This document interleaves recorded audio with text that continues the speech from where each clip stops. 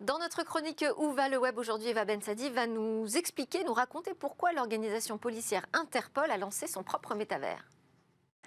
Les criminels investissent déjà le métavers. Il aura fallu peu de temps pour exploiter et s'approprier ces nouveaux mondes virtuels et immersifs. Mais alors, comment combattre le crime en ligne, directement dans le métavers? Eh bien, en marchant sur leur plate-bande. C'est l'ambition de l'Organisation internationale de police criminelle Interpol.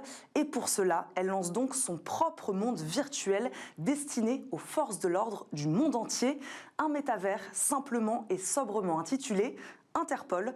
Pour l'organisation, la police doit impérativement faire l'expérience des mondes numériques pour les comprendre. Bon, en fait, ce métavers, il a plusieurs objectifs. Se coordonner déjà et travailler plus efficacement entre les équipes des différents pays.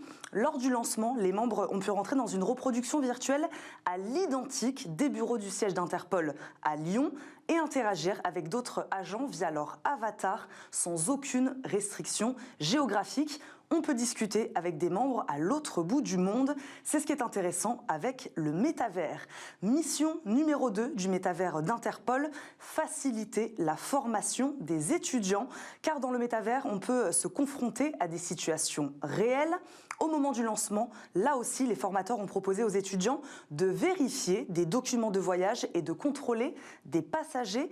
Tout cela dans une salle de classe dans le métavers. On a ensuite téléporter les étudiants dans un aéroport à un poste frontière virtuel pour mettre en pratique ces nouvelles compétences.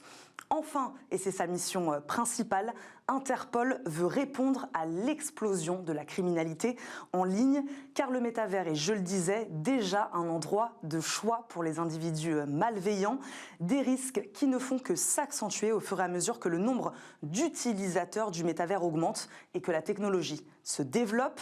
La liste des crimes possibles pourra alors s'allonger et inclure le vol des données, le blanchiment d'argent, la fraude financière, la contrefaçon, le phishing et les agressions.